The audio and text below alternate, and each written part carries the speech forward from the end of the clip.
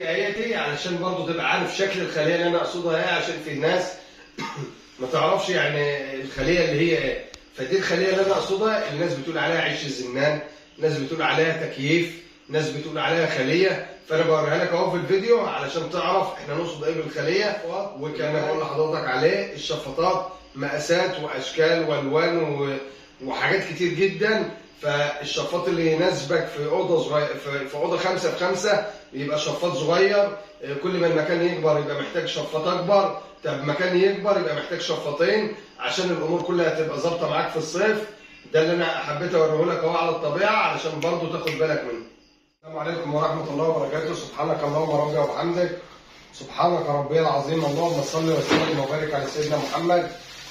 احبائي الكرام، رب العالمين في كل مكان داخل مصر وخارج مصر، يا رب دايما من نجاح لنجاح تبقوا في افضل حال ان شاء الله رب العالمين. فكره بسيطه، حاجه سهله جدا عشان تقدر تظبط مكانك وتقدر تظبط الدنيا عندك ان شاء الله لما تيجي في الصيف، في الايام اللي كان فيها الحر الجامد دي واللي احنا شايفينه ده، والناس كلها بدات تشتكي وبدات تقول احنا عندنا الجو حر قوي، احنا عندنا مشكله جامده قوي. انا اول مره اشوف كده الارانب بتنهج، النتان العشار بتسقط.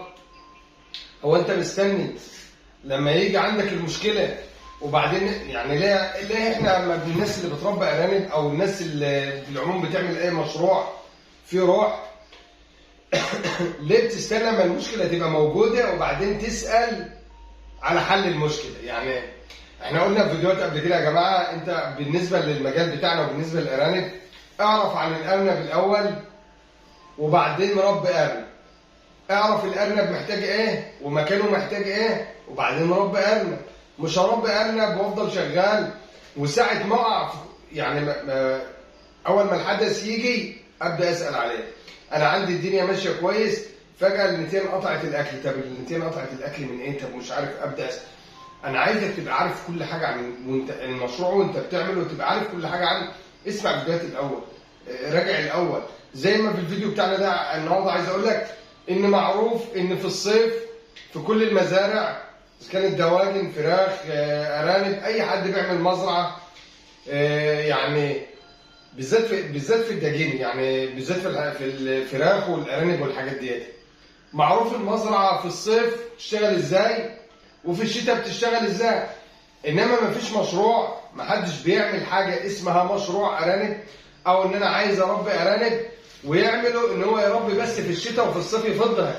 لا، انت بتربي، ده اسمه مشروع. يعني ايه؟ مستمر معاك، ماشي معاك على طول، صيف شتاء. يبقى لازم اعرف في الشتاء بيشتغل ازاي وفي الصيف بيشتغل ازاي. ما جيش لما يعني احنا لقيت ناس كتير جدا بتتصل. انا والله ببقى سعيد برضو باتصالاتهم وهم على راسي. ويعني انا مش معنى ان انا بقول كده ان انا زعلان من، لا ابدا، والله الناس كلها على دماغي وعلى راسي. وده يعني احنا يا رب نقدر نساعد كل الناس. بس انت لما تيجي تربي ارانب اعرف خلاص انت طالع من الشتاء، خلاص امورك ربيت في الشتاء وامورك ماشيه كويس وحليت مشاكل الشتاء. ده يا جماعه انا لما اربي اسال بقى برضه مفيش مشكله. يا جماعه انا لما نيجي للصيف هنعمل ايه؟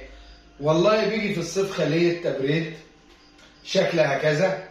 عندك المكان مثلا 5 في 5 بيجي له خليه مثلا متر في متر، بيجي له شفاط عشان يشد من الخليه. ما هو الخليه من غير شفاط، الخليه ما تتحط كده والهواء يخش منها وما يخشش منها هواء، يبقى انت لازم لما الخليه بتاخد الدوره بتاعتها وكلها بتتبلى ميه وبيطلع لها الميه بتاعتها بالطريقه اللي انت عارفها. طبعا كل اليومين دول عرف الخليه يعني ايه. فالشفاط بيقوم يشد، يجذب الهواء، يشده بقى من الخليه من عيش الزنان، يطلع الهواء ده بارد، يقوم يغير لك درجه الحراره في المكان بتاعك. طب انا عندي اوضه 5 في 5 اجيب لها خليه؟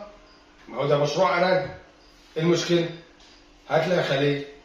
اعرف ان هي لازم يبقى موجود خليه وشفاط. ده من اسباب نجاح المشروع.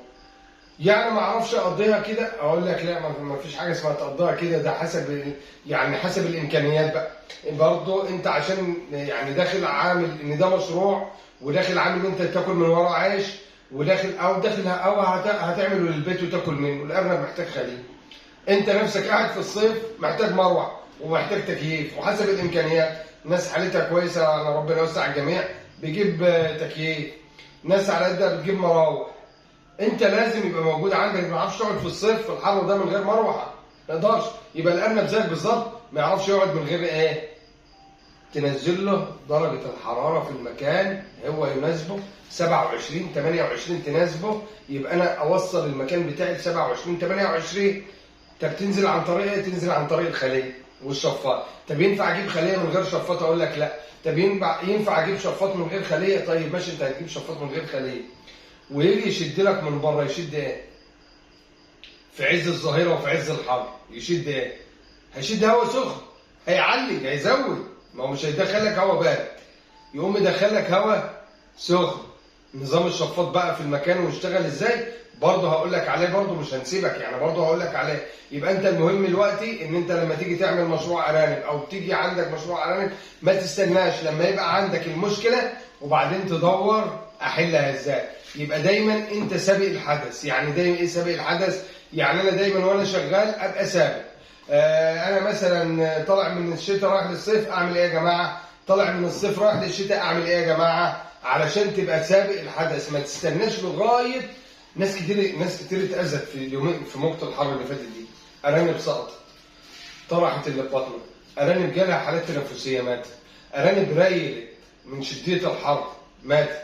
يبقى انت لو انت جاهز من قبل موجة الحر ما تيجي، الامور تعدي عليك ببرد وسلام والامور تبقى كويسه ان شاء الله. يبقى يعني يا عم محمد قصدك تقول ما ينفعش اربي من غير خليه وشفاط؟ اقول لك الافضل ان انت يبقى عندك خليه وشفاط ويبقى مظبوطين على تايمر او جهاز يشغل كل وقت كل درجه حراره اما تعلى يشتغل. اظبط الحاجه ديتي على قد امكانياتك، دنيتك هتبقى كويسه وزي الفل والدنيا تمشي. على جروبات الواتس الناس جايبين كام جهاز وجايبين كام حاجه وبيتكلموا دايما خليك في الحدث. ما تستناش اما الحاجه تجيلك وبعدين تقول انا هعمل ايه. فالنهارده الفيديو بتاعي ده والملخص بتاع الفيديو بتاعي ده ان انت لازم تبقى سابق الاحداث. يعني احنا جاي علينا لسه شهر 7 ولسه جاي علينا موجة حر. امال احنا هنعمل ايه؟ ده احنا لسه بنقول يا هادي احنا في 5، لسه بنقول يا هادي موجة حر. امال لما نروح ل7 انت عايز بقى زي ما عديت في 5 كده تعدي في 7؟ لا، قدامك احنا في 5 لسه قدامك شهرين لسه قدامك شهر. اجهز، استعد، هات خليه، ابحث عنها فين على قد المكان اللي عندك. ما تسيبش نفسك ابدا وتقول اما اجي لقدام شويه ابقى اشوف الخليه نظامها ايه. لا، هات الخليه من بدري، لا ظبط نفسك من بدري علشان امورك تمشي والدنيا تبقى ماشيه معاك كويس. اوعى تفرط في الكلام اللي احنا بنقوله او تاخد الكلام ده على انه فيديو سمعته وخلاص. اهتم عشان الدنيا تمشي معاك. لازم شفاط، لازم خليه، لازم فيتامين سي في الميه علشان يرطب عليهم. لازم اشوف باي طريقه كانت. لازم اعلف مره واحده في اليوم، ما اعلفش مرتين في الحر ده. كل الكلام ده قلت لكم في فيديوهات. استعد للحر اللي جاي، استعد للموجات الحاره اللي جايه، ما تهزرش علشان ما ترجعش ساعتها تندم وتخسر. لان والله الحر ده بيعمل مشاكل كتير قوي. خد عندك قله خصوبه، والله لو بتعلف سكر قله خصوبه. الام تولد بالعافيه، اكتر امهات هتبقى عايزه تولد بالطلق، الام مش قادره تعمل اي حاجه. الولده بتنزل ميته من درجات الحراره. كل ده مشاكل انت في غنى عنها لو جبت بحثت وجبت خليه وعملت شفاط وعملت النظام اللي يناسبك. تحياتي لكل الناس، يا رب دايما من نجاح لنجاح وتبقوا في افضل حال. دايما مشرفيني ومنورني على قناه اخوكم محمد حسان، والسلام عليكم ورحمه الله وبركاته.